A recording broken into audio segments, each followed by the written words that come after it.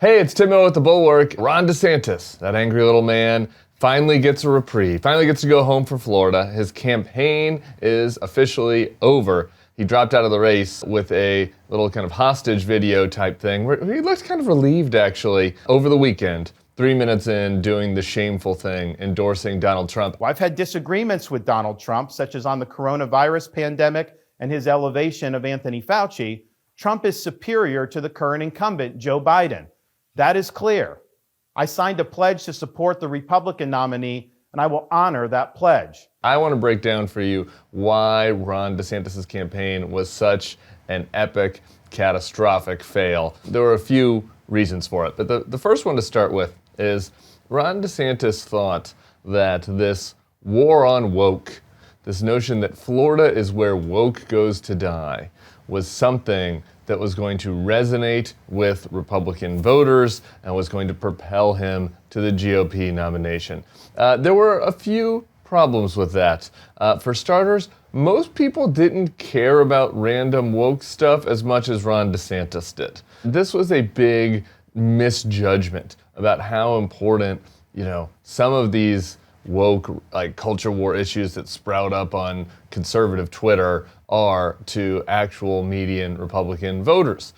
Turns out, getting into a big fight with Disney because there was a lesbian peck on the lips in Buzz Lightyear is not something that voters are super passionate about.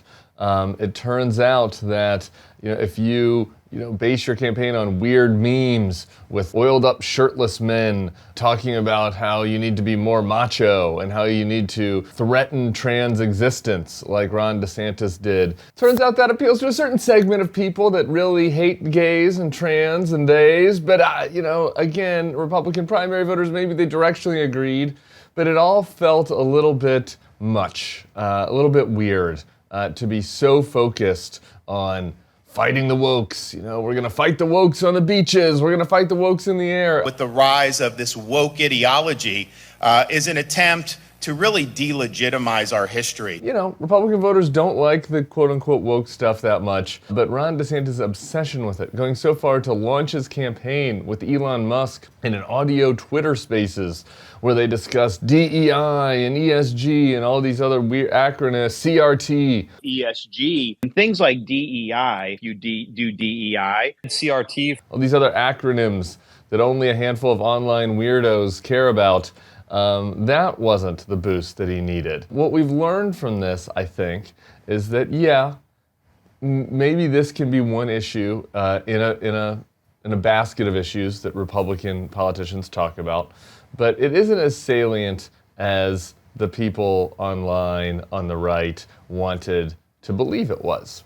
It turns out that this idea that gay penguin books in schools are a very big motivator is not exactly correct. I think that there's a small segment of people that are very passionate about this, a small segment of, what Hillary Clinton call them? A basket of deplorables. They're racist, sexist, homophobic, xenophobic, Islamophobic, you name it. That care very deeply about making sure gay teachers have to be closeted, but even a lot of Donald Trump voters, this isn't the top issue that comes to mind. And I think it was a misdiagnosis of something. I think that Ron DeSantis correctly diagnosed that there was a lot of frustration among parents about school closures during COVID. Certain governors, particularly DeSantis, benefited from kind of positioning themselves as the one that's like, we got to open these schools back up, Then they overinterpreted that. They overinterpreted that into thinking that everybody else was as obsessed about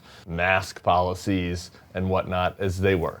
Everybody else was as obsessed about these parents' rights issues in schools as they were. And it turns out they weren't. The parents that might have, been open to listening to DeSantis about how we should have opened up schools all of a sudden started to get a little bit freaked out when step 2 of that plan for opening up schools was putting weird red-hatted freaks in charge of school boards and having them decide what books should be in the library. All right, like that was something that regular folks didn't enjoy. And so fundamentally, DeSantis' war on woke completely fizzled, and that left him without much, which takes us to the next big failure of the DeSantis campaign. What was his message? What was the core argument he was making? I guess it was Make America Florida.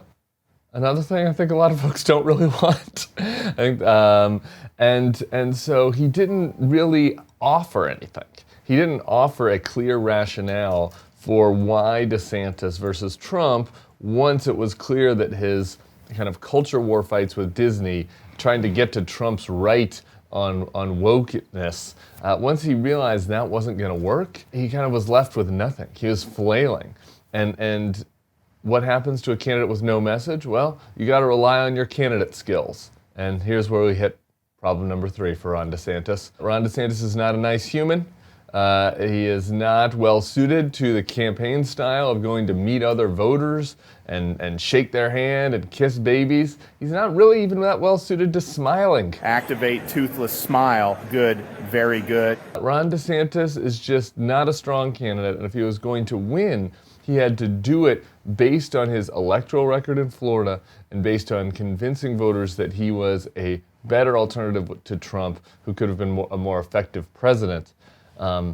Because he spent all his time at the beginning of this campaign litigating these culture war issues, he lost that electability argument, he lost the competence argument, and he never had a chance when it came to the personality argument. So, long story short, war on woke, big fail. Turns out that it doesn't have the political salience that these guys wanted it to, and as a result, it looks like we're not going to have Ron DeSantis to kick around anymore, at least on the national stage. People of Florida still have a few years of him refocusing as their governor, and who the hell knows what damage he could do there. All right, we'll be back with more analysis. It's now a man-o, a woman-o race, what Nikki Haley has always wanted in New Hampshire.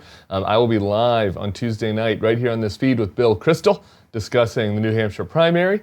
And that one-on-one matchup, and we'll have a bunch of other analysis here in the meantime, so make sure to subscribe, and we'll see you soon. Hey, if you like this video and our content, I'd love for you to become a Bulwark Plus member. You get bonus podcasts, you get bonus newsletters, you get bonus takes from me that maybe don't come up on the YouTube feed. You can try it out for free at thebulwark.com/free trial. The link is below in the description. We'd love to have you as a member of our community. We have great commenters and great opportunities for people who want to protect democracy.